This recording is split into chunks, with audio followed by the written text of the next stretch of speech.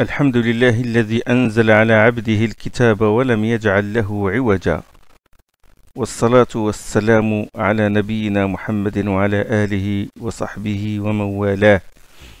Nous sommes arrivés au quatrième leçon de cette série de leçons sur le livre de l'Itqan de l'imam Suyuti qui traite des sciences du Coran, Ulum, le Coran. Et nous vous avons dit que nous avons schématisé son livre sous forme d'un arbre, d'une arborescence, comportant un tronc à la tête Ulum al-Qur'an, tel qu'il se trouve dans le kitab de l'imam Suyuti, l'Itqan, et Ulum al-Qur'an, ça se ramifie en 5 grandes sciences, à savoir les sciences relatives à la descente, Ulum al-Tanzil, les sciences relatives au Tartil, à savoir l'agencement, l'ordre des versets et des sourates, Ulum al-Tartil. La troisième branche, Ulum al-Tadwin, ça veut dire la recension, la réunion des sourates sous forme dans un livre, sous forme d'un mushaf, à l'époque d'Abu Bakr Siddiq radiyallahu ta'ala an, et à l'époque de Uthman. Et Ulum al-Ta'wil, les sciences relatives à l'interprétation. Le muhkam et le mutashabih, le péremptoire et l'équivoque, relative à l'interprétation. Ce sujet-là, cette science-là traite de tout ce qui est éloquence, de la langue arabe en général. Nous allons, Inch'Allah, parler de ça. Et dernièrement, la dernière branche, c'est la branche des sciences relatives au tadlil, c'est-à-dire aux arguments qui prouvent que ce Coran vient d'Allah subhanahu wa ta'ala, c'est-à-dire les sciences qui traitent de la précédence du Coran et de son imitabilité, c'est-à-dire qu'il est inimitable.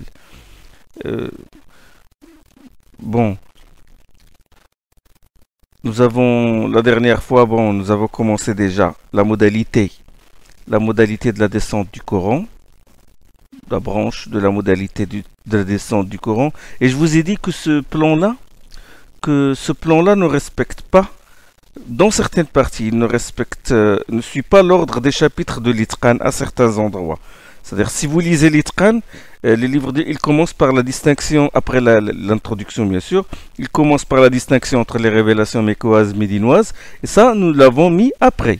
Nous avons commencé par la modalité de la descente, c'est-à-dire, puisque c'est la descente qui commence, c'est-à-dire du ciel le plus haut jusqu'à Bayt al-Izza, dans le ciel le plus bas, puis après sa révélation par fragments.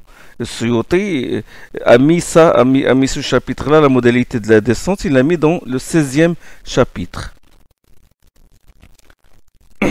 Mais bien sûr, ce plan-là, cette arborescence-là, que je vais, Inch'Allah, que je vais marquer, que je vais dessiner et que vous allez voir, Inch'Allah, ce plan-là respecte le manhaj du Suyuti dans la composition de son livre. Nous avons parlé la dernière fois de son manhaj, de sa méthodologie. Bon, nous sommes toujours dans le chapitre de la descente, de la modalité de la descente, et nous avons dit que le Coran a été descendu d'un seul bloc de la table gardée au ciel le plus bas. Ensuite, il a été descendu fragment par fragment, parfois 5 versets, parfois 10 versets, une sourate entière, comme la sourate Al-An'am, ou 2 sourates au maximum, les Mu'awwidatayn. Qul a'udhu bi rabbil falaq, qul a'udhu bi rabbin nas, ils ont été révélés d'un seul coup, en même temps. Les autres livres saints étaient descendus d'une seule fois, comme le soutient l'imam Suyuti.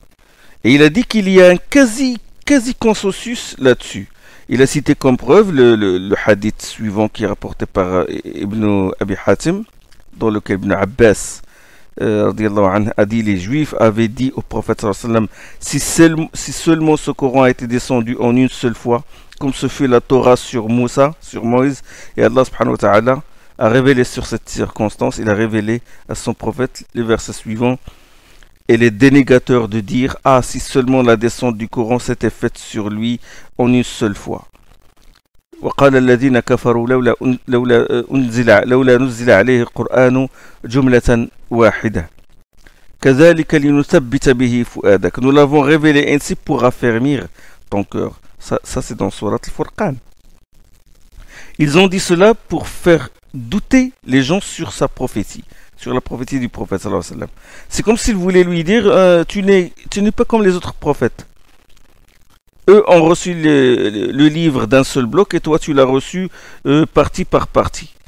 Et Suyuti, rahimahullah, il a raisonné de la manière suivante. Il a dit, si les autres livres saints avaient été révélés analytiquement, c'est-à-dire fragment par fragment, il aurait suffi qu'Allah leur réponde que c'est celle-là, la règle d'Allah concernant les autres livres. Comme il avait répondu à leurs questions réprobatrices.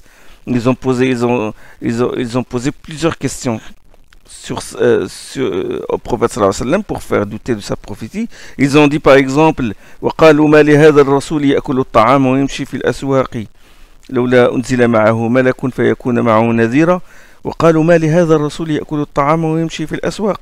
Ils disent qu'est-ce donc que ce prophète qui mange de la nourriture et circule dans les marchés comme tout le monde.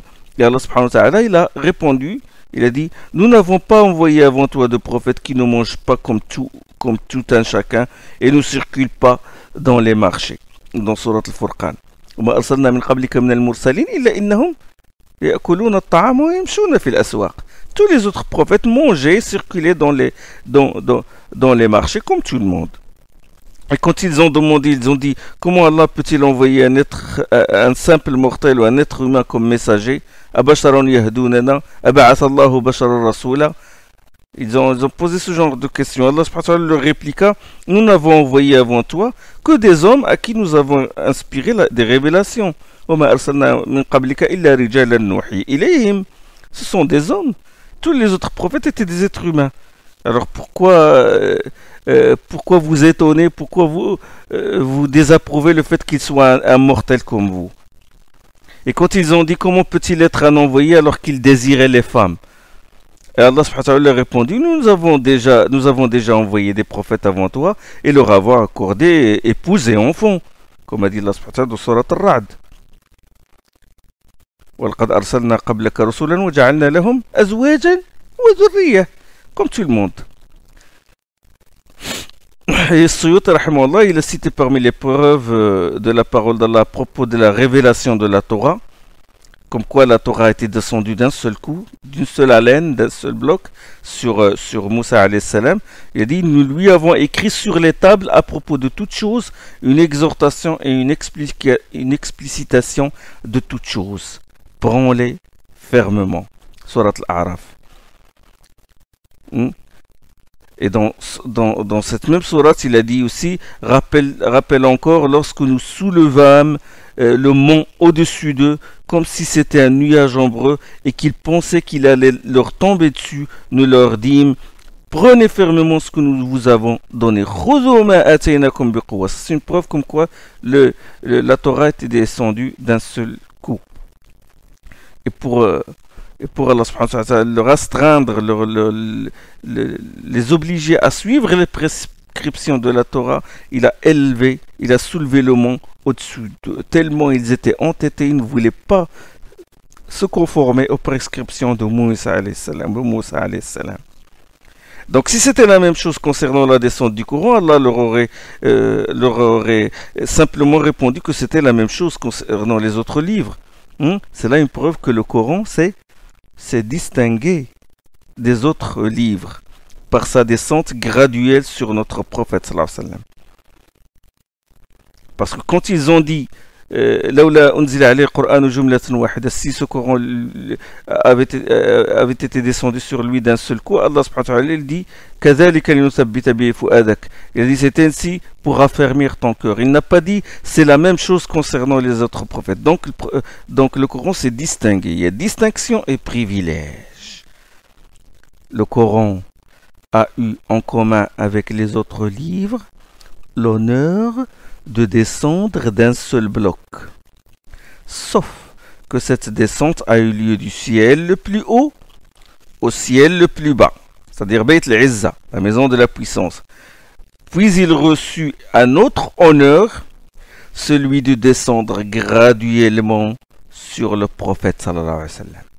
Double privilège. Il a eu en commun cette descente. La descente en bloc, le Coran a eu en commun cette descente avec les autres livres. Lui aussi, il est descendu d'un seul bloc, mais pas sur la terre. Il est descendu de la table gardée jusqu'au ciel le plus bas. Ensuite, il s'est distingué en étant réparti sur les positions des étoiles et révélé fragment par fragment durant 23 ans de la mission prophétique. Quelle est la sagesse qui réside dans la descente synthétique en une seule fois du Coran du ciel le plus haut jusqu'au ciel le plus bas, jusqu'à Bayt al-Izza? C'est pour montrer l'éminence du Coran et de celui à qui il sera révélé, notre prophète Mohammed, pour que tout le royaume suprême soit témoin de cette descente. Jibril, avec le Coran, qu'il a pris de la table gardée, escorté par des anges, les vigilants d'entre les anges, entourés,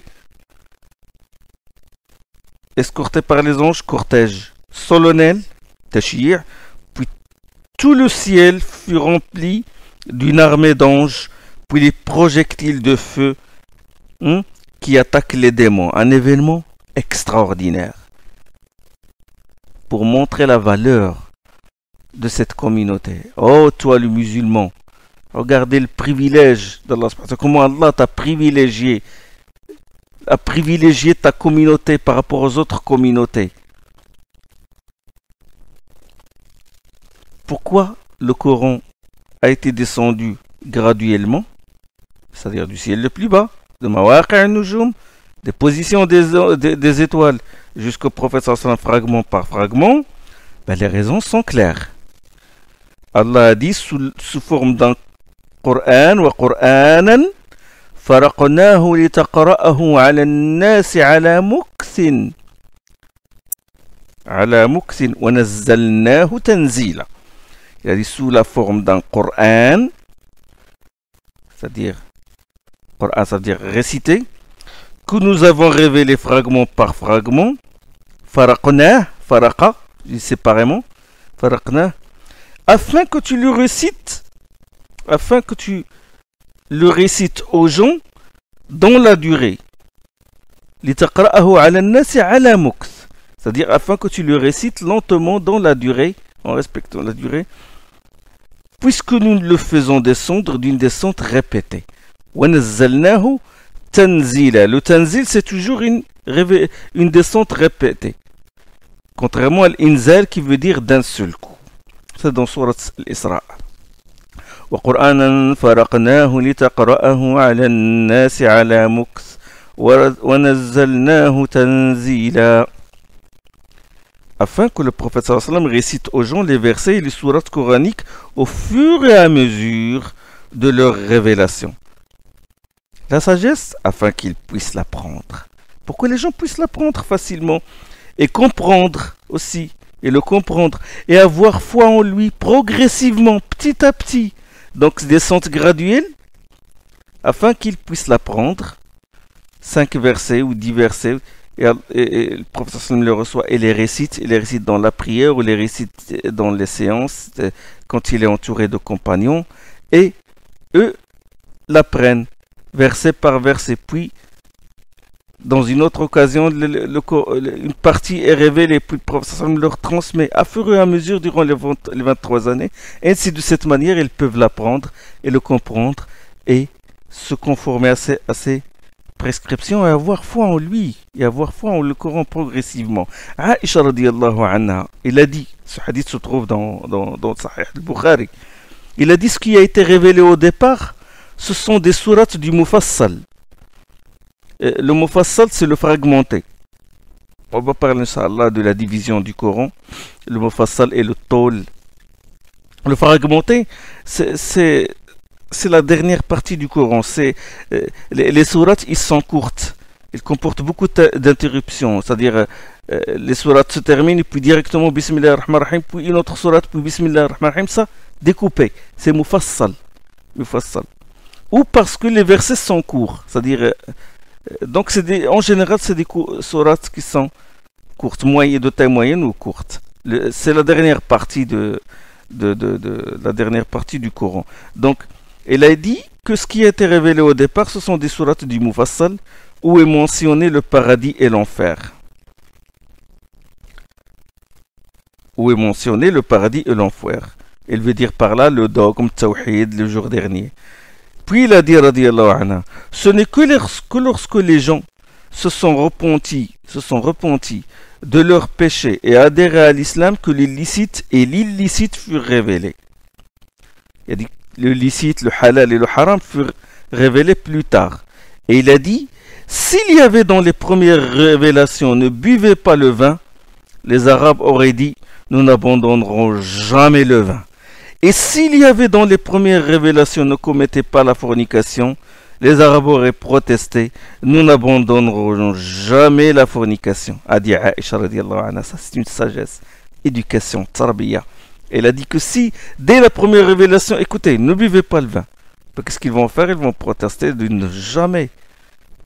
Mais au début, c'était leur faire désirer le paradis, leur faire craindre l'enfer, les appeler à méditer, et les appeler à adorer Allah subhanahu wa ta'ala, à se dévouer à lui. Hein? C'était graduel, une éducation spirituelle, une éducation du cœur, de l'éthique, du comportement. Hein?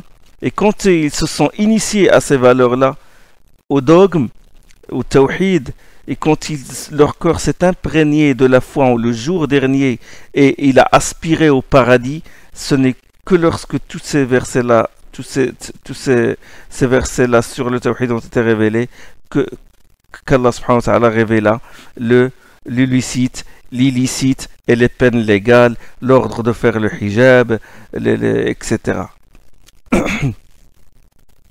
Donc, le Coran fut révélé fragment par fragment, étape par étape, pour initier progressivement les fidèles à ces préceptes. C'est donc une forme d'éducation. La tazkiya, comme a dit le Coran, wa yuzakkihim, ça se répète souvent dans le Coran. Purification de l'âme et éducation.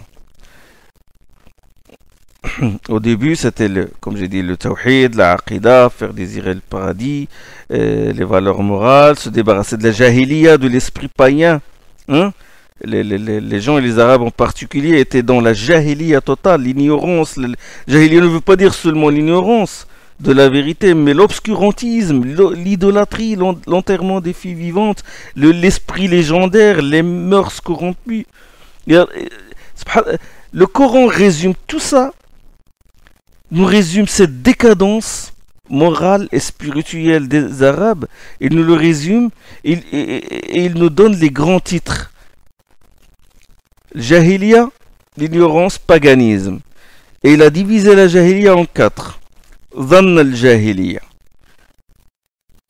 Parce que dans le Coran, si tu dans le Coran, la Jahiliya, qui se trouve dans les sourates du Coran, c'est soit Dhann al-Jahiliya, la conception digne de la Jahiliya, conception païenne, soit Tabarruj al-Jahiliya, ou la Tabarrajna Tabarruj al-Jahiliya, exhibitionnisme digne de la Jahiliya, soit Hamiyat al-Jahiliya, la fureur, cette fureur digne de la Jahiliya de défendre son frère même s'il est, même s'il est coupable, même si c'est lui qui a tort, et Hukm al-Jahiliya, la loi de la Jahiliya. Donc, Dhann al-Jahiliya, ça c'est à l'origine du shirk. Dhann al-Jahiliya. Ils conçoivent le fait de concevoir au sujet d'Allah des choses incorrectes.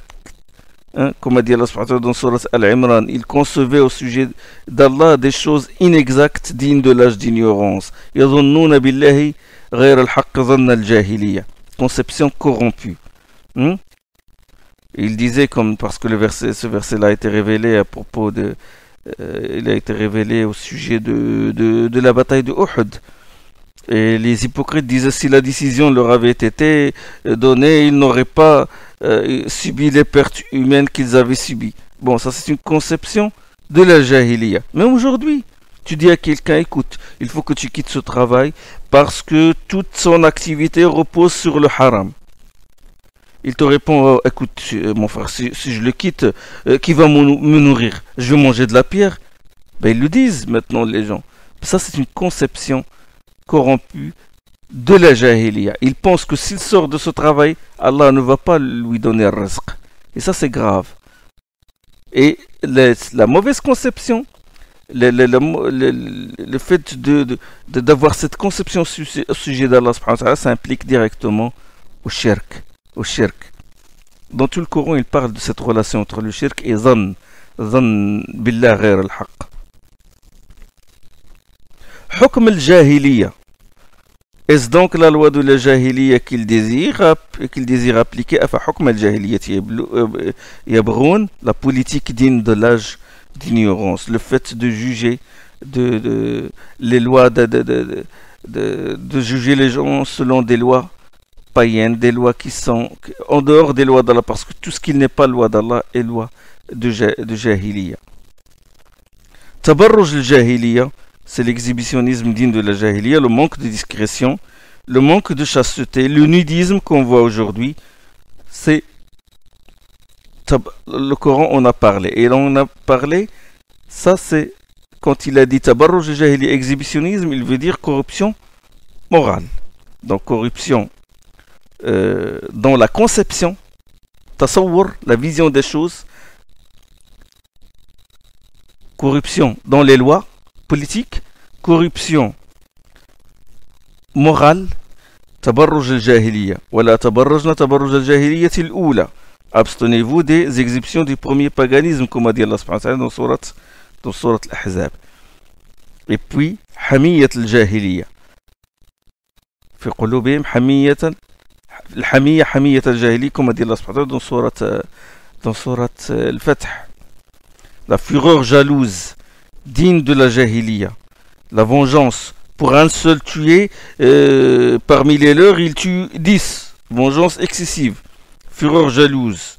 La fureur jalouse, l'hamiya, elle est louable en principe à la base. L'homme qui est dépourvu de cette fureur et manque complètement de force ou manque de force irascible, de cette colère, est quelqu'un d'imparfait. Hein? C'est quelqu'un de mou. Hein? La fureur jalouse est nécessaire pour défendre sa religion, son honneur, mais quand elle dépasse les normes, ça devient de la jahiliya. Donc le Coran a été révélé étape par étape. L'essentiel au début, le tawhid,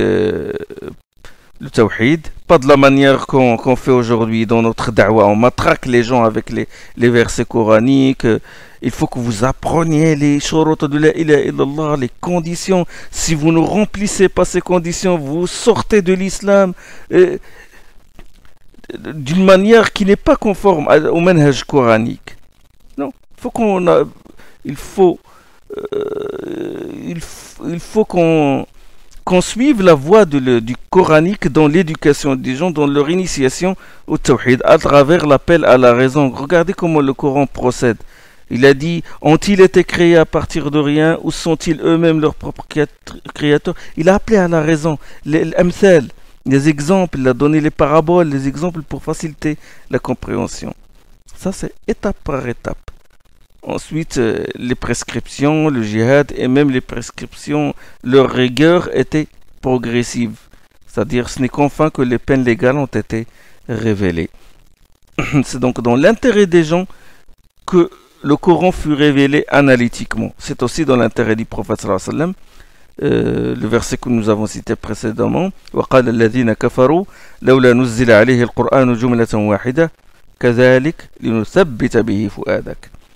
Et les négateurs dirent, si seulement la descente du Coran s'était faite sur lui en une seule fois, et Allah a répondu, كَذَلِكَ, ainsi, كَذَلِكَ.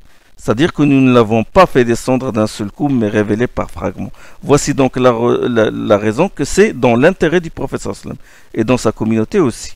لِنُثَبِّتَ بِهِ فُؤَادَكَ. Nous l'avons révélé ainsi pour raffermir ton cœur. Comment? Comment ça? Comment pour raffermir le cœur du prophète sallallahu alayhi wa sallam? Par la descente répétitive de la révélation et la visite régulière de l'ange Jibril. Nourriture spirituelle continue. Nourriture spirituelle continue. Comme dit le hadith d'Ibn Abbas, a dit, ça c'est une preuve comment le prophète s'approvisionnait spirituellement. Il a dit l'envoyé d'Allah était le plus généreux des hommes. Il était le plus généreux au mois de Ramadan quand Jibril le rencontrait. Il le rencontrait chaque nuit de Ramadan et lui enseignait le Coran. Assurément, l'envoyé d'Allah était plus généreux que le vent qui amène la pluie au cours de cette période. C'est-à-dire que le prophète sallam devient très généreux quand il rencontre Jibril alayhi salam. C'est-à-dire qu'il s'approvisionnait spirituellement et s'élevait. La générosité augmente lors de la rencontre de Jibril. Ibn Abbas, il a dit plus généreux que le vent qui amène la pluie, ou selon une autre explication, était plus généreux que le vent quand il se mettait à faire preuve de générosité. C'est-à-dire que le vent, c'est-à-dire plus rapide que le vent dans sa générosité. Le fait que la révélation descende régulièrement sur le prophète sallallahu alayhi wa sallam lui fait sentir qu'il est sous la bienveillance d'Allah. Et ça nous renvoie à l'événement de la rupture de la révélation durant une certaine période, Fatrat al-Wahi, et comment le prophète sallallahu alayhi wa sallam en fut affligé. Quoique dans la première rencontre avec Jibril, c'était dur pour lui, sallallahu alayhi wa sallam. Lors de la première rencontre, quand Jibril l'a serré contre lui, il l'a étouffé, lorsqu'il lui a dit « Iqra ». Donc pour affermir ton cœur, affermir ton cœur avec les lumières du Coran, avec ses lumières, ses secrets, avec la rencontre de l'ange Jibril, pour ressentir la bienveillance divine. Donc le cœur du prophète sallallahu alayhi wa sallam est en permanence ouvert à la révélation, puisqu'il recevait la révélation fragment par fragment durant toute sa mission prophétique. Il n'a pas reçu le livre d'un seul bloc. Donc la révélation descendait petit à petit. La visite fréquence régulière de Jibril alayhi salam. Et c'est pourquoi le cœur du prophète sallallahu alayhi wa sallam ne dort pas. Le prophète sallallahu alayhi wa sallam, ses yeux dorment, mais son cœur ne dort pas. Et il l'a dit à Aïcha radiallahu anha. Il a dit à Aïcha, mes yeux dorment, mais pas mon cœur. Hadith al-Bukhari. C'est pourquoi les compagnons ne réveillaient pas le prophète sallallahu alayhi wa sallam. Quand il dormait, ils ne le réveillaient pas. Il attendait jusqu'à ce qu'il se réveille.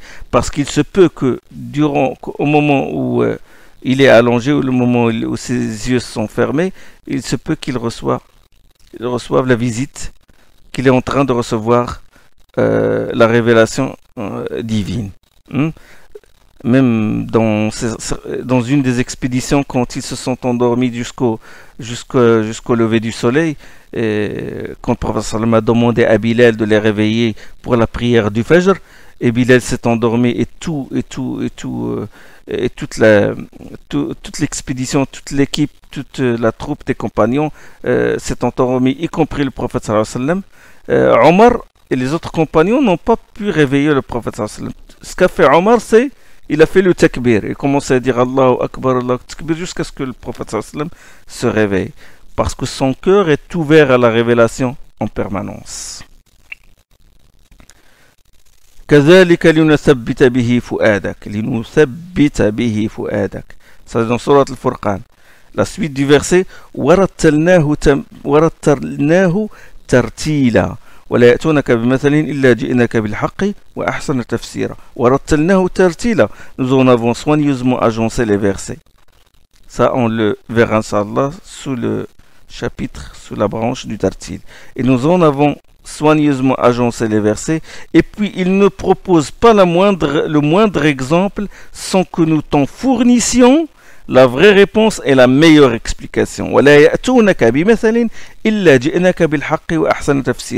Là, notre avantage, une autre sagesse. Imaginez un livre dans lequel la science d'Allah, se trouve la science d'Allah, et que dans ce livre, il y a la réponse à des questions sur des événements qui n'ont pas encore eu lieu. Comment il parlera de la bataille de Badr et Uhud alors qu'ils ne se sont même pas encore arrivés? Cela mettra les musulmans dans la confusion, dans la fitna. Donc il convient à la perfection du Coran qu'il y ait des réponses à des questions au moment où ils sont posés, dans des circonstances déterminées. C'est ça la sagesse qui réside dans la descente analytique et graduelle du Coran. Ils ne te proposent pas le moindre exemple,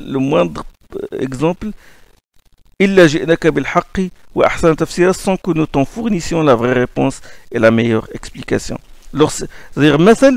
C'est un exemple par lequel il te défie, une question dont ils veulent la réponse.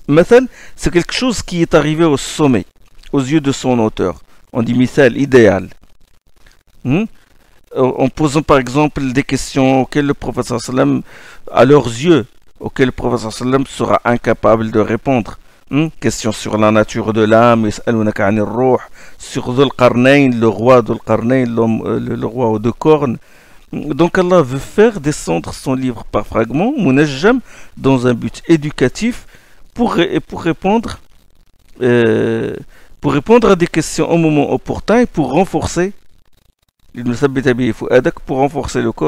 cœur du prophète sallallahu alayhi wa sallam, et pour mener graduellement les gens vers la perfection, les élever étape par étape, marche après marche, dans l'échelle de la foi.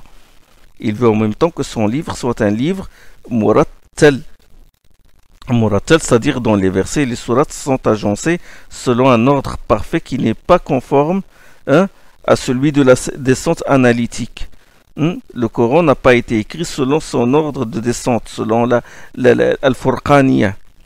Et le fait qu'il reste sous forme de Furqan, fragment, c'est-à-dire fragmenté, c'est-à-dire les versets selon leur ordre chronologique, n'était pas l'objectif de celui qui l'a révélé, ni l'objectif de celui sur lequel il a été révélé. Depuis le début de sa mission, le prophète sallallahu alayhi wa sallam, dès qu'il reçoit un verset, il dit à ses scribes, à ses secrétaires, mettez ce verset devant celui-ci ou derrière celui-ci, mettez cette parole ici, mettez cette sourate ici. Ainsi le kitab, dans le sens d'écrit, et le Coran, dans le sens de récitation, vont de pair, c'est-à-dire vont parallèlement, dans un même sens. Le Coran commence alors à être organisé selon un style qui est inimitable pour qu'il devienne un kitab.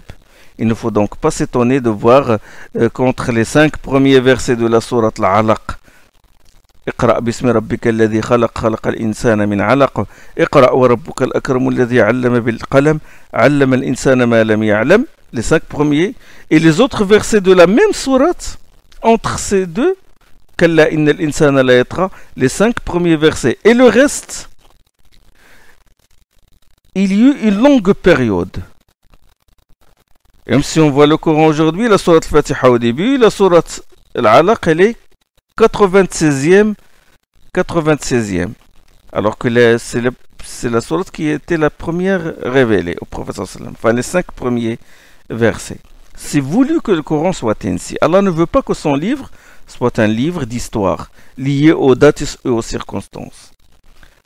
De la descente chronologique des versets, le prophète veut juste que nous tirions le manhaj éducatif, la pédagogie, et certaines questions qui concernent les lois, comme Nasikh wal Mansoukh, l'abrogation, et Takhsis, la spécification. C'est pourquoi les savants se sont intéressés au Coran mécois, médinois, comme nous le verrons, Inch'Allah. Le prophète sallallahu alayhi wa sallam ne veut pas que le Coran reste un Furqan, c'est-à-dire selon l'ordre de sa descente, mais ils attiraient toujours l'attention des compagnons vers le Tartil, vers l'ordre qui se trouve aujourd'hui et qui repose bien sûr sur un enseignement divin. Le prophète sallallahu alayhi wa sallam mémorisait le Coran et le récitait selon l'ordre que nous connaissons aujourd'hui. Et cet ordre est en soi, subhanallah, il est en soi un miracle. Comment telle sourate est mise après telle sourate, Alors, subhanallah. Alors que plusieurs années les séparent. Hein? Voilà. Je rappelle que je suis toujours dans la sous-branche de la modalité de la descente. Comment la révélation vient à l'envoyé d'Allah sallallahu alayhi wa sallam? Le prophète sallallahu alayhi wa sallam reçoit la révélation par l'intermédiaire de l'ange Jibril. نزل به الروح الأمين على قلبك لتكون من المنذرين بلسان عربي مبين. C'est véritablement une révélation opérée par le Seigneur des univers, transmise par l'Esprit fidèle, c'est-à-dire Jibril, sur ton cœur pour que tu sois de ceux qui avertissent les peuples. Parfois, l'ange vient à l'envoyé d'Allah à l'image d'un homme. Ça, c'est la forme la moins pénible. L'ange lui parle directement et le prophète sallam reçoit ce qui lui a été révélé. Parfois, Jibril lui communique la révélation derrière un voile. C'est-à-dire que Jibril vient sous sa forme angélique, sa vraie forme, selon laquelle il a été créé. Et derrière un voile, il transmet la révélation au prophète sallallahu alayhi wa sallam. Le prophète sallallahu alayhi wa sallam ne le voit pas, mais il entend comme le tintement d'une cloche. Et c'est la forme de la révélation la plus pénible pour lui. Certains savants ont dit que ce bruit est le froissement des ailes de Jibril.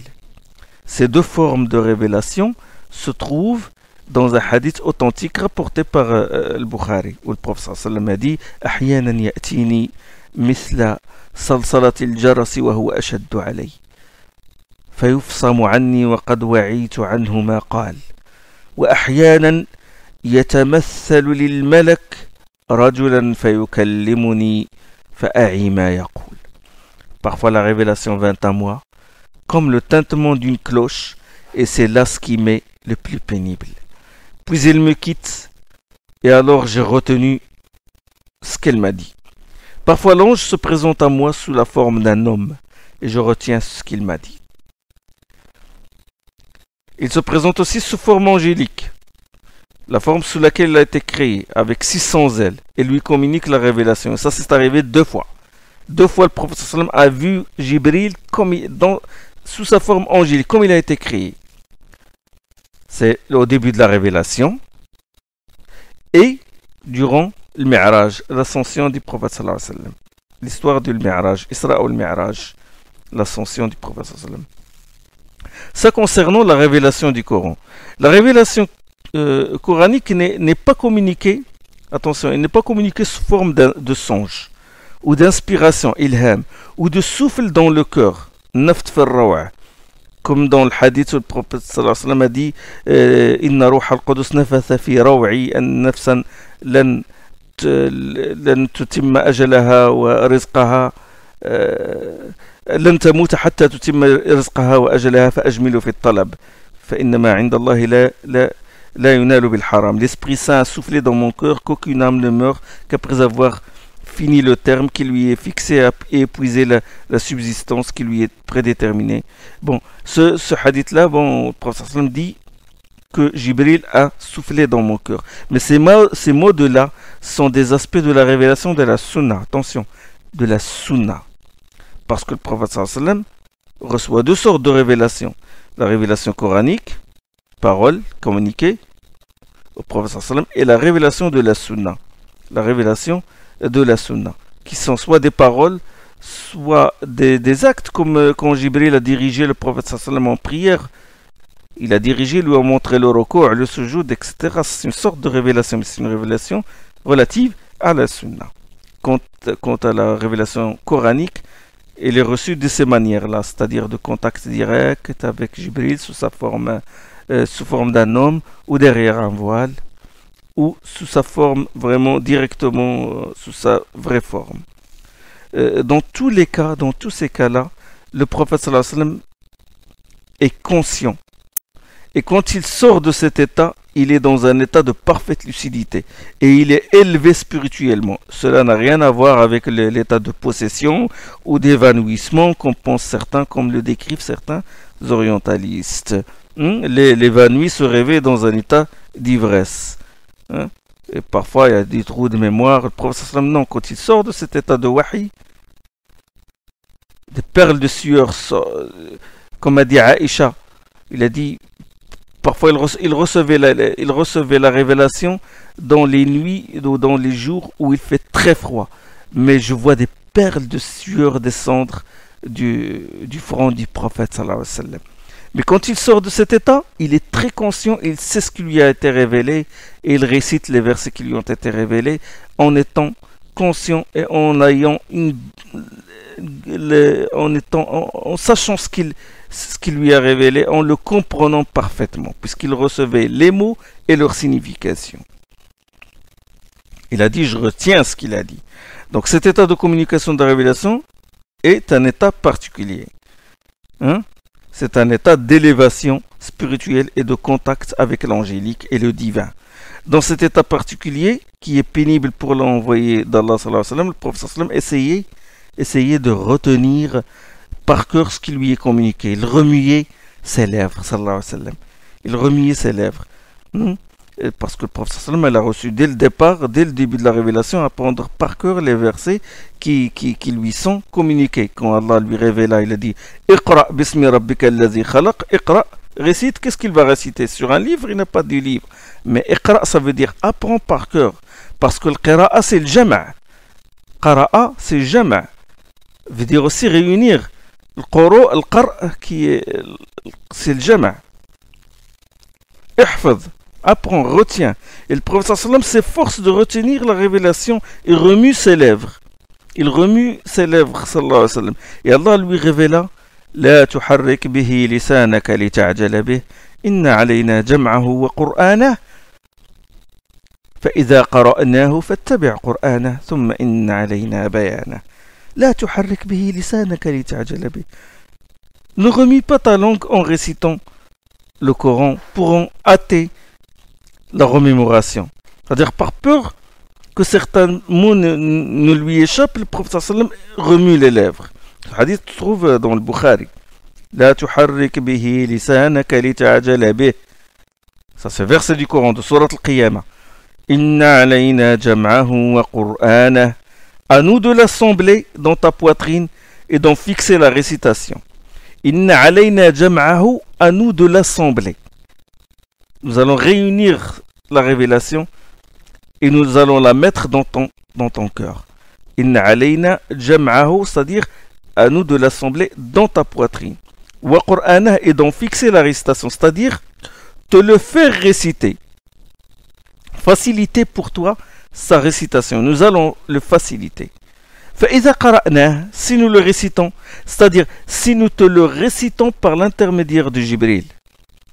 فإذا قرأناه, si nous te le récitons par l'intermédiaire de Jibril. فاتبع قرآنه, littéralement, suis sa récitation. Mais l'ittiba' ici a le sens d'écoute. A le sens d'écoute. Écoute sa récitation. Contente-toi d'écouter. Nous allons le réunir, sois tranquille, nous allons le réunir dans ton cœur. N'aie pas peur pour que certains mots n'échappent de ta mémoire.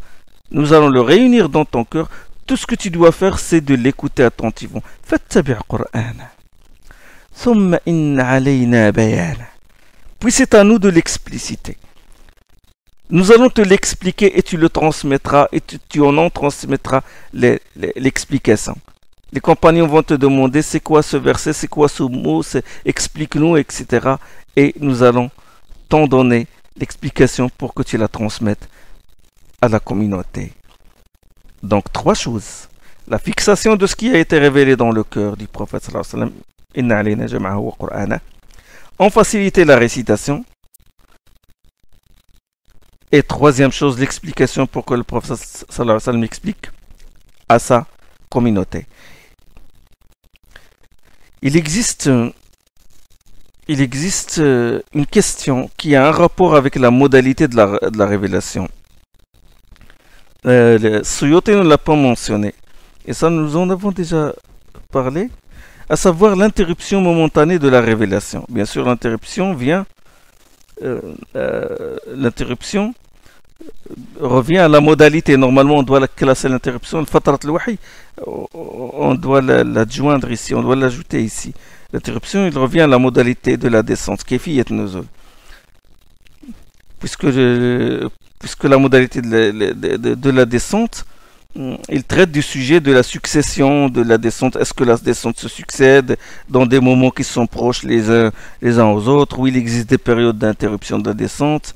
Les gens du ilm, du savoir, soutiennent qu'on a enregistré qu'une seule période d'interruption notable de la révélation. Interruption vraiment qui a eu lieu au début de la révélation.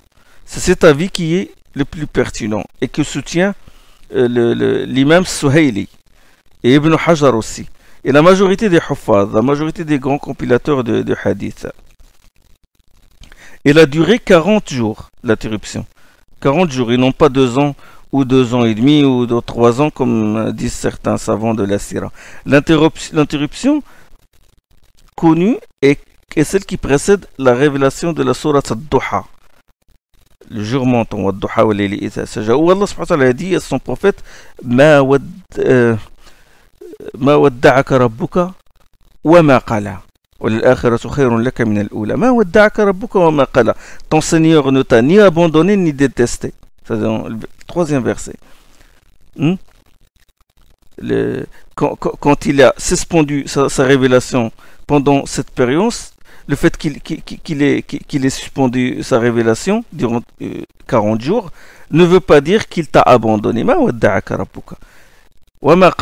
veut pas dire qu'il t'a détesté. Tu es sous la bienveillance d'Allah subhanahu wa ta'ala. L'hikmah, les sagesses sous-jacentes à cette interruption sont la mise à l'épreuve du prophète sallam, mais de tout prophète élu. L'épreuve avant la récompense, avant de recevoir la récompense, il faut être mis à l'épreuve.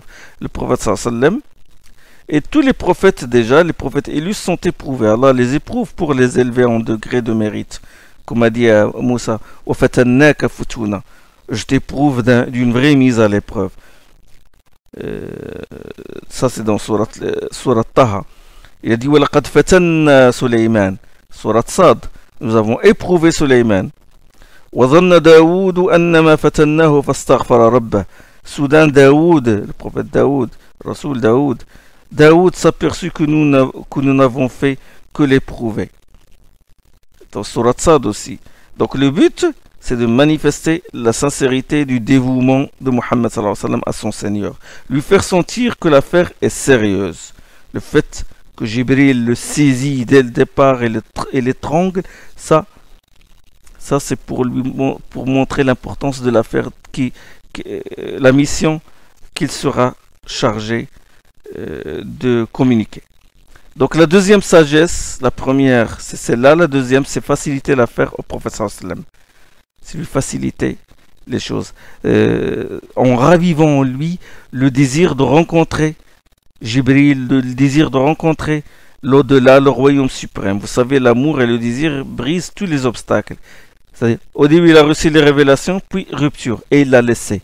Et là, le prophète sallam commença à désirer, à vouloir à tout prix, à revoir Jibril, à rencontrer le royaume suprême, à avoir le contact avec la révélation. Ça lui a fait oublier l'épreuve qu'il a subie lors de la révélation de la sourate de Iqra.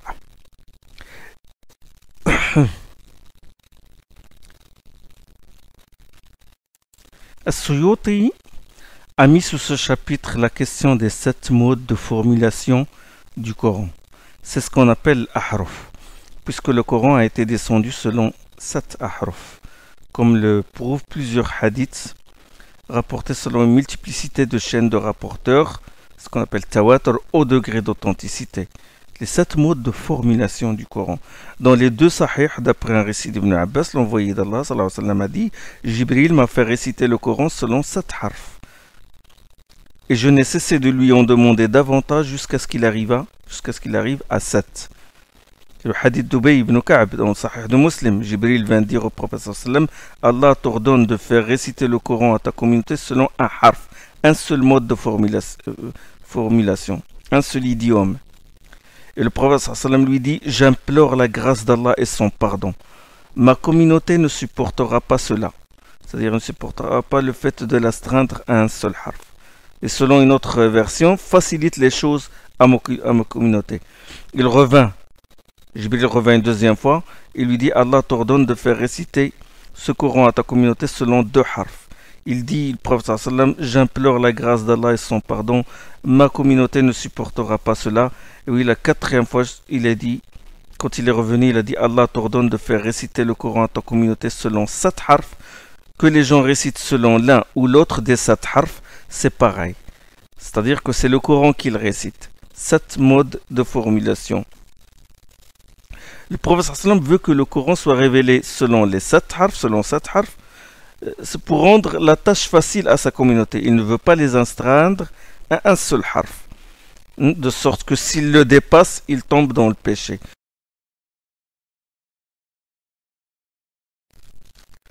Bon, je ne vais pas vous perturber avec la question des ahruf, je préfère qu'on commence par le plus simple au plus compliqué.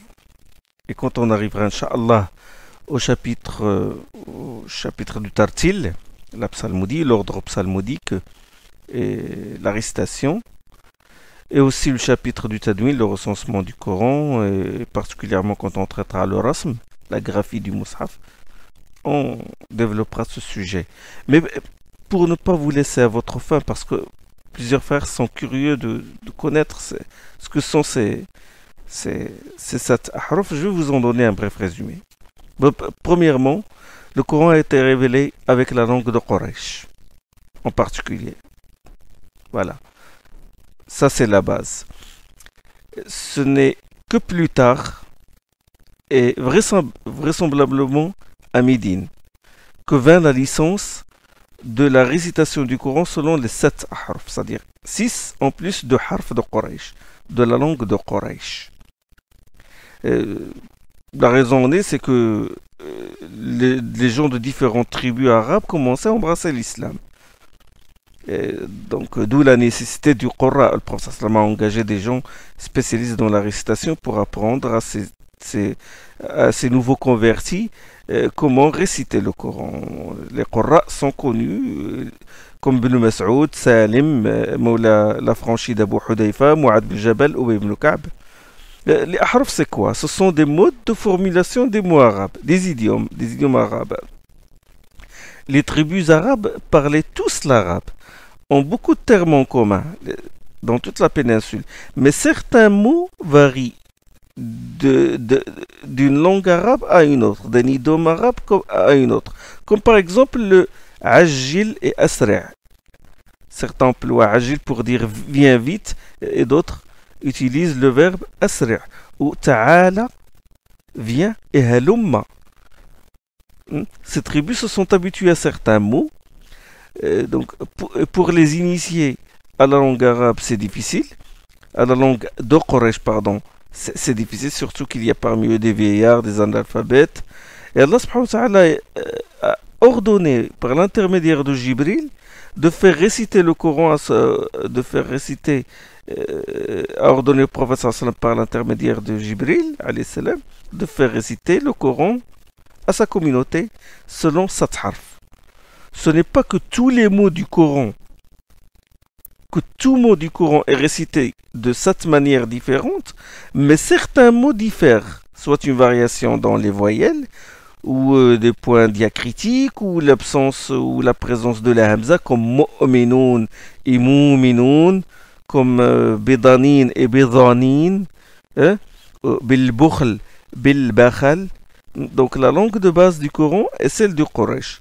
Ensuite, Allah a autorisé la récitation du Coran selon les 6 ahruf, les 6 autres ahruf. Attention, les 7 ahruf, les 7 langues arabes reposent sur un enseignement divin. Le harf n'est pas le résultat d'un effort d'initiative personnelle de compagnons pour adapter le Coran à l'idiome de la tribu de Hawazin ou de Bani Salim ou de Bani Tamim, comme prétendent certains orientalistes. Les ahruf sont enseignés par Jibril au prophète sallallahu alayhi wa sallam lors des mises au point du mois de Ramadan, parce que chaque année il y a une séance spéciale, une mise au point spéciale des textes de la révélation entre Jibril alayhi salam et le prophète sallallahu alayhi wa sallam, où ils étudient l'abrogé, et durant cette séance-là, ils travaillent aussi sur les ahruf, d'après l'avis le plus pertinent. troisièmement, cette tolérance ou cette licence divine concerne la récitation. Elle a duré un certain temps. Les compagnons lisaient le Coran, chacun selon un harf, jusqu'au califat de Othman. Et quand Othman constata que les musulmans se disputaient sur la prononciation de certains mots du Coran, il y a eu ce problème même avant, c'est-à-dire à l'époque du prophète sallallahu alayhi wa sallam, il y a eu des petites divergences entre les compagnons sur certains mots. Et le prophète sallallahu alayhi wa sallam a dit à tel compagnon, récite comme entre Hakim ibn Hisham et Omar ibn Khattab, qui a entendu la récitation de Hakim ibn Hisham et il a dit qu'il y a des mots qui diffèrent de sa propre récitation. Ils sont allés voir le prophète sallallahu alayhi wa sallam, il a dit à Omar récite, et il a dit à Hakim ibn Hisham récite, et il a dit votre récitation est valable tous les deux parce que ce Coran est révélé selon 7 ahruf. Othman, qu'est-ce qu'il a fait? Il constitue un conseil et mis à sa tête Zayd ibn Thabit pour écrire le recueil, le Mus'haf al-Imam, autour duquel se réunira toute la communauté par la suite.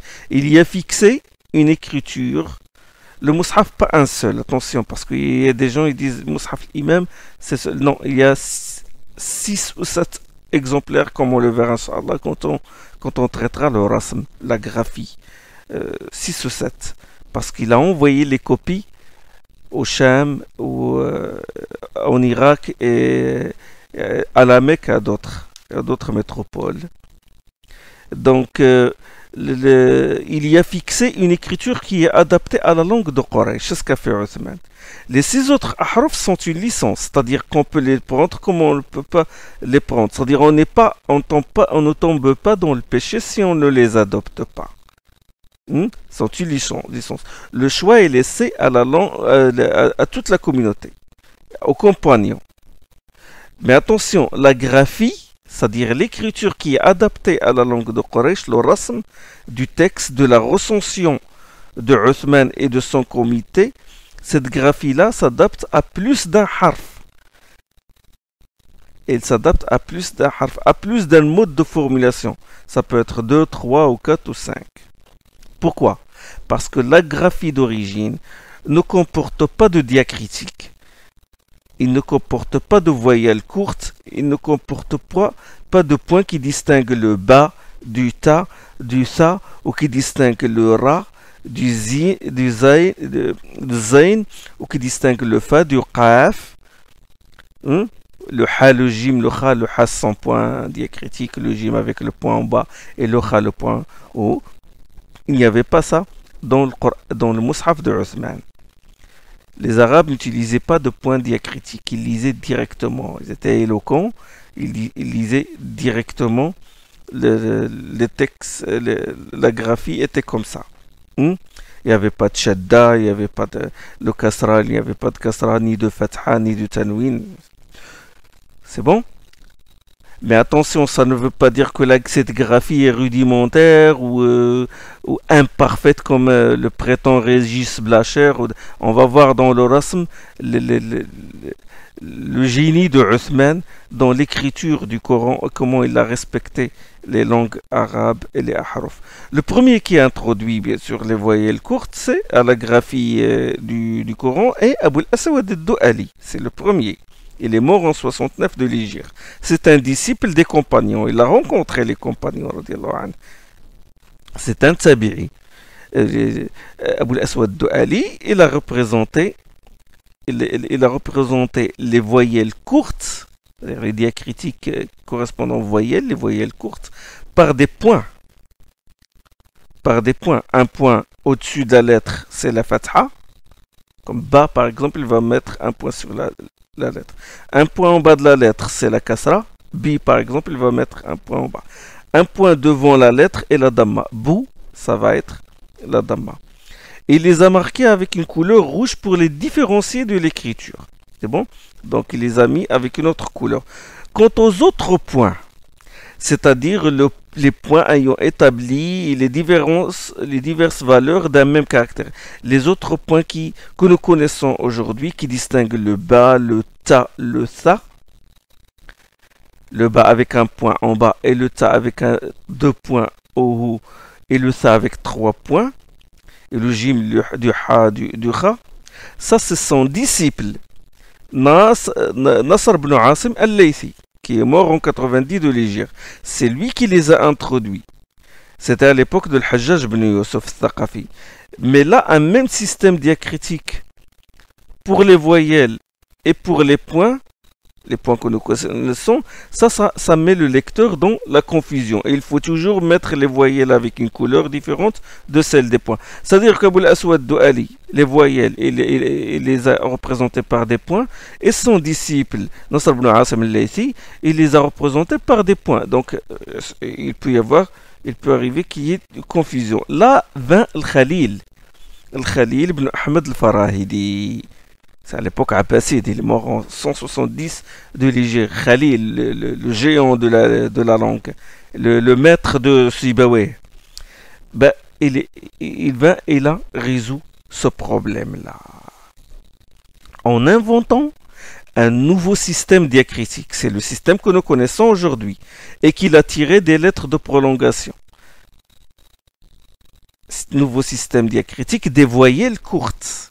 C'est lui qui a mis la fatha, qui est sous forme d'un alif horizontal, le petit trait, par exemple ba fatha, le trait en dessus, et le petit waw au-dessus, par exemple, d'une lettre, ce qui veut dire, le ba par exemple veut dire bou, et le ya, et le petit trait qui est en bas de la lettre, qui est la kasra, bi.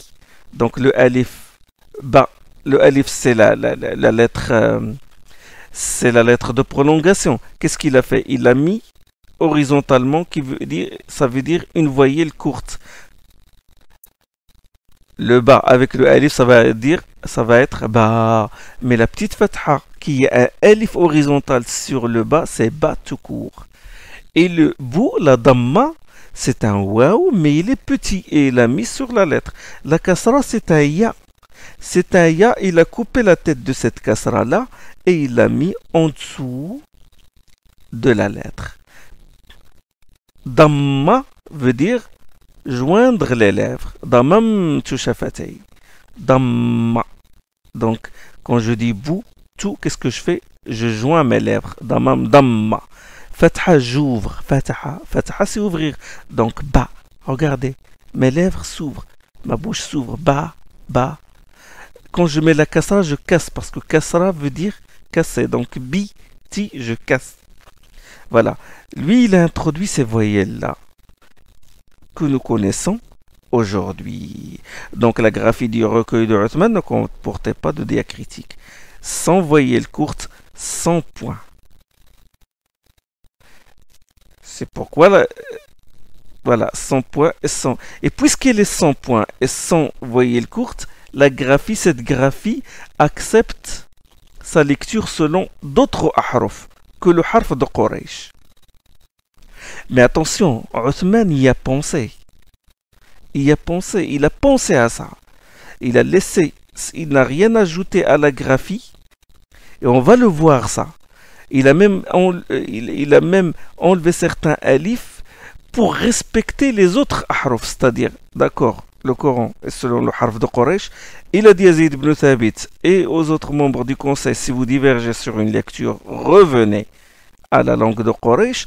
Et il a mis une graphie qui est conforme à la langue de Quraysh, mais en même temps, il a laissé la graphie sans diacritique et sans point pour qu'on puisse la lire selon les autres ahruf. Je donne un exemple. يقول الله سبحانه وتعالى ويأمرون الناس بالبخل الذين يبخلون ويأمرون الناس بالبخل ويكتمون ما آتاهم الله من فضله. Ça c'est dans Sourate An-Nisa. Ils ordonnent aux gens l'avarice. ويأمرون الناس بالبخل. Le bukhl avec la damma sur le bas et le soukoun sur le kha. Bukhl. La damma sur le bas et le soukoun sur le kha. Ça c'est la lecture de Nafi' et de Asim, d'Ibn Amir et d'autres Tout le monde récite comme ça. Ceux qui récitent selon la riwaya de Hafs ou ceux qui récitent selon la riwaya de Warsh. En France et partout dans le monde.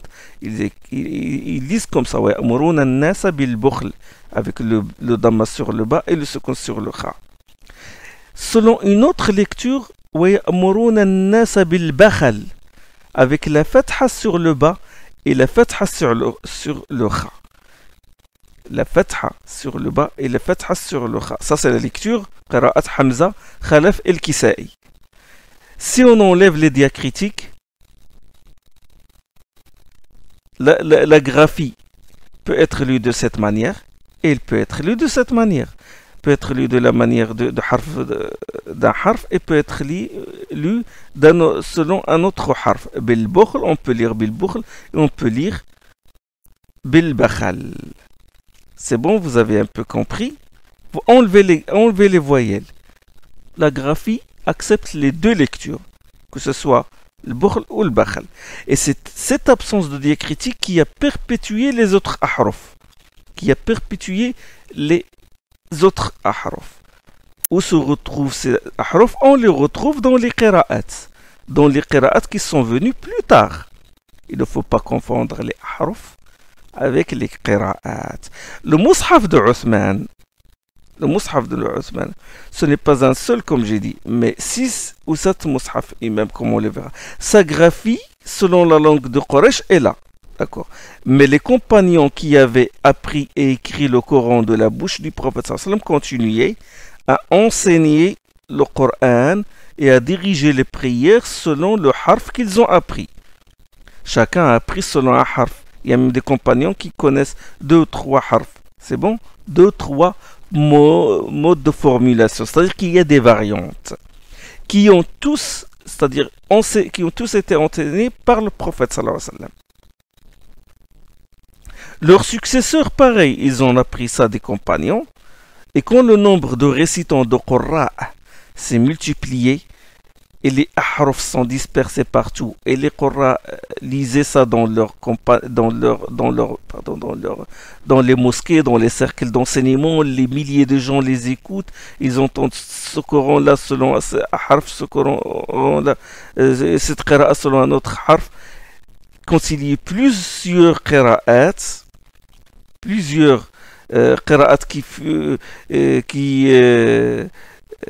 qui se sont répandus avec l'expansion de l'islam et tout, les musulmans, les savants musulmans, qu'est-ce qu'ils ont fait? Par précaution, ils ont imposé des conditions strictes pour l'acceptation d'une qira'a, d'une lecture. C'est bon? C'est-à-dire, les successeurs, ceux qui sont venus après, ils ont reçu la qira'a par voie orale de maître à élève jusqu'aux compagnons. Les compagnons, ils ont appris le Coran selon un harf, 2, 3 harfs, et les enseigner, les ont enseignés ainsi. Et les qira'at se sont multipliés. Et par précaution, pour préserver le Coran, les savants ont imposé des conditions strictes pour dire que telle qira'a est acceptée. Parmi ces conditions, c'est qu'il faut qu'elle soit transmise par une multiplicité de chaînes de rapporteurs, de lecteurs, de qurra, c'est-à-dire des lecteurs dont les qira'at sont concordes. C'est-à-dire, deuxième condition, c'est la conformité à la langue arabe, et il faut que la qira'a soit acceptée par la graphie des masahif de base. Ça, ce sont les conditions qui ont fait qu'une qira'a soit acceptée. Ils ont mis ces critères-là. Donc les masahif de base n'étaient au début qu'aide de mémoire, mais plus tard leur graphie fut utilisée comme critère de l'authenticité de telle et de telle qira'a. Et c'est sur ce critère qu'Ibn Mujahid, qui est mort en 324 de l'Hégire, au 4e siècle de l'Hégire, qui a réduit les qurra qui étaient très nombreux à 7 dans son livre Kitab al-Sab'a, le livre des 7. Il les a réduits à 7. Il a mis en valeur ces qurra-là. Il a dit voilà de qui ils ont reçu les qira'at, des chaînes multiples de rapporteurs qui remontent authentiquement jusqu'au prophète sallallahu alayhi wa sallam. Ces qurra sont dignes de confiance, des milliers de gens les ont écoutés, ils ont ils ont plusieurs disciples et tous leurs qira'at concordent, etc. Donc il a fait un grand travail de recensement pour réunir la communauté autour de ces 7 qurra. C'est ainsi que nous furent parvenus les 7 qira'at qu'a recensé Ibn Mujahid, et sur laquelle toute la communauté fut unanime. Bien sûr, à ces 7 furent ajoutés 3 autres qurra, ce qui fait en tout 10 qira'at. Et il existe aujourd'hui plusieurs savants et talabat al-ilm qui récitent selon 10 qira'at. Ajib, cette préservation du Coran. Au début du vivant du prophète, on n'avait pas besoin de diacritique, on n'avait pas besoin de réunir le Coran, c'était transmission orale. Les compagnons apprenaient le Coran, ils l'enseignaient aux autres compagnons et aux tribus qui entrent en islam. Ensuite vint la nécessité de réunir le Coran à l'époque d'Abu Bakr. C'est quand le besoin se fait sentir qu'il y a réaction. Les compagnons, les savants ne s'efforcent pas, mais ils vont quand c'est nécessaire. Quand c'est nécessaire que l'établissement des diacritiques, vint Abu al-Aswad Du'ali, puis son disciple, Nasr ibn Asim, puis le Farahidi, et c'est-à-dire que ça évolue. L'islam comme ça, il évolue selon le besoin des gens. Ce n'est pas une religion monolithique, le Coran n'est pas monolithique, il est en perpétuel mouvement, qu'il s'agisse de ses sens, qu'il s'agisse de son mode de prononciation. Mais avec tout ce changement-là, il est toujours préservé par l'unanimité et par les chaînes de rapporteurs qui sont multipliées, ce qu'on appelle tawatur. Donc, 10 qurra, c'est des qira'at remontent authentiquement aux compagnons. Si quelqu'un ajoute à ces qira'at ou retranche la moindre voyelle, il est vite dénoncé. En plus, c'est cette diversité dans les qira'at qui a enrichi l'exégèse coranique. Quand je dis par exemple هنالك تبلو كل نفس ما أسلفت وردوا إلى الله مولاهم الحق. هنالك تبلو كل نفس ما أسلفت. Ça c'est dans sourate Yunus. هنالك تبلو كل نفس ما أسلفت. Chacun trouvera manifeste ce qu'il aura accompli. D'accord. Mais il y a une qira'a où c'est dit hunalika tatlu. Au lieu du bas, le point en bas, il y a 2 points en dessus. Tatlu kullu nafsin ma aslafat. Il y a une autre qira'a hunalika tatlu kullu nafsin ma aslafat. Qu'est-ce que ça veut dire tatlu? C'est-à-dire chaque âme lira ce qu'elle a fait, lira le registre de ses œuvres, comme a dit Allah subhanahu wa ta'ala dans un autre verset dans Surat Al-Isra.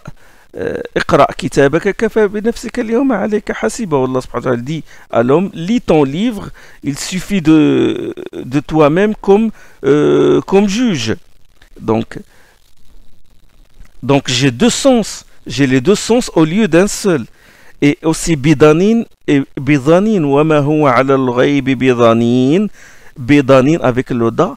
Et il y a une autre lecture wa ma huwa ala al-ghayb bidanin. Donc, bidanin veut dire avare, que le prophète sallam n'est pas avare dans son apprentissage de la science, dans sa transmission des versets coraniques. Il n'a pas dissimulé le ilm, le ilm qu'Allah subhanahu wa ta'ala lui a communiqué par l'intermédiaire de Jibril. Et aussi, selon l'autre lecture, وَمَا هُوَ عَلَى الْغَيْبِ بِظَنِينَ veut dire, dhanin, ça vient aussi de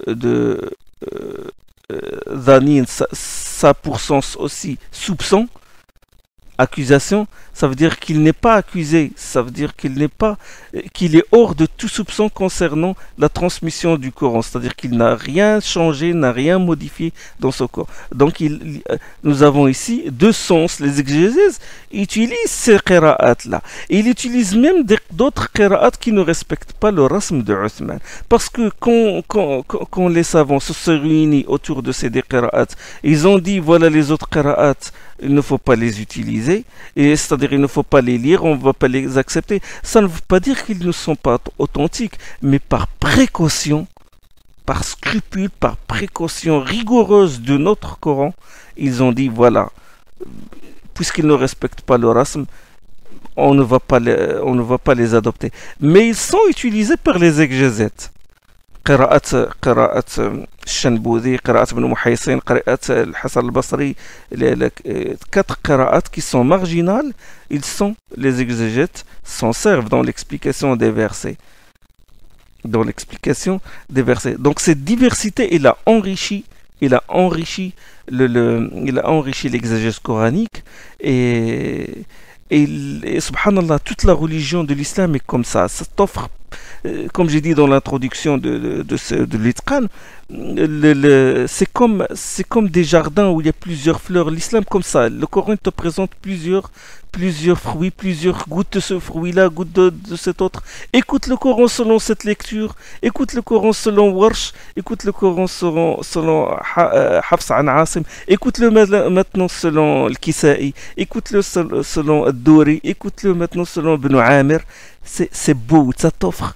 T'as toute une gamme de mélodies qui sont aussi belles les unes que les autres. Maintenant, quelqu'un il vient dire, écoutez, puisque je vais me baser sur la graphie de base, et quelqu'un il va dire, moi au lieu de par exemple pourquoi je vais pas dire tanlou ou yatlu et je vais dire j'utilise une autre variante, c'est-à-dire de moi-même. Qu'est-ce qui va prouver que ce n'est pas que yatlu ne fait pas partie du Coran? Bien sûr, déjà il faut qu'elle soit conforme à la langue arabe. Et même si le mot est conforme à la langue arabe, rapporte-nous de qui? Dis-nous de qui ça a été rapporté. Il faut la chaîne de transmission. Toutes ces lectures-là sont transmises de maître à élève. Ils n'ont pas le fruit d'un ijtihad. Les chouyoukh de Nafi' sont connus. Nafi' il a reçu d'Abu Ja'far Yazid ibn al-Qa'qa', d'Abu Daoud, Abdurrahman ibn Hurmuz al-A'raj, l'imam al-A'raj qui est connu, et de Shayba ibn Wassah al-Qadi, d'autres. Et ces rapporteurs-là, et ces grands qurra, ils les ont reçus d'Abu Huraira, d'Ibn Abbas et d'Abdullah ibn Ayyash. Et ces trois-là, ont reçu la qira'a d'Ubay ibn Ka'b. Et Ubay ibn Ka'b l'a reçu du professeur sallam. Le professeur sallam l'a reçu de Jibril. Jibril l'a reçu du Seigneur des cieux et de la terre, Rabbul Izza. Pareil pour Rijal al-Asim. Tu dis une variante, ce mot-là, je peux y ajouter non. Impossible que tu y ajoutes, impossible, n'importe quel détracteur de l'islam, ils ont essayé mais ils n'ont pas réussi. Ils se heurtent à ce bloc-là qui est l'isnad et d'autres critères qui ont été imposés par les ulama de l'qira'a. Hafs c'est connu. Il l'a pris de Asim. Asim l'a pris de Abdurrahman ibn Abdullah ibn Habib Sulami, qui a pris à son tour le Coran de Uthman ibn Affan, et de Ali ibn Abi Talib, et de Ubay ibn Ka'b, ibn Thabit, et de Abdullah ibn Mas'ud. C'est bon? Alif Lam Mim par exemple. Alif Lam Mim dhalika al-kitabu la rayba fih. Tous les Qur'ans sont d'accord là-dessus. Alif Lam Mim dhalika al-kitabu la rayba fih. Il y a une autre lecture qui dit Alif Lam Mim dhalika al-kitabu la rayban fi. La rayban, ça a ajouté le alif avec le tanwin. Cette lecture est acceptable dans la langue arabe, mais il n'a pas été retenu. Il n'a pas été retenu par la communauté, bien qu'elle soit. Écoutez bien. Écoutez bien, bien qu'elle soit. Scrupule des grands savants du Coran. Bien qu'elle soit la qira'a d'un grand imam, Al-Hassan al-Basri. Et pourtant, elle n'a pas été acceptée. Parce qu'elle n'est pas conforme à la graphie. Voilà. Donc, et le Coran que nous avons aujourd'hui, est-ce qu'il est selon le harf de Quraysh ou selon le harf de Tamim ou selon le harf de Azd Shanoua ou selon le harf de Hawazin? Ça, il y a différents, on y trouve beaucoup de harf, mais on ne peut pas les distinguer. Donc les ahruf, c'est-à-dire de la licence des huruf, des sept ahruf, découle la licence des qira'at que nous avons aujourd'hui par la grâce d'Allah subhanahu wa ta'ala. Voilà en gros, j'espère ne pas vous avoir perturbé par ces ahruf là, mais Inch'Allah nous allons en détailler et je vais Inch'Allah je vais répondre sur certains shubuhat de certains orientalistes, Régis Blacher, Noldeke, tous sur ces variantes-là, parce qu'ils jouent sur ces variantes-là pour faire douter de l'authenticité du Coran. Je vais répondre, Inch'Allah, à leurs shubuhat, à leurs ambiguïtés. Inch'Allah, bon, on abordera la prochaine fois les asbab nuzul, les circonstances causales du Coran. voilà, subhanakallahumma bihamdik, shadu an la ilaha illa ant, astaghfiruka wa atubu ilayk.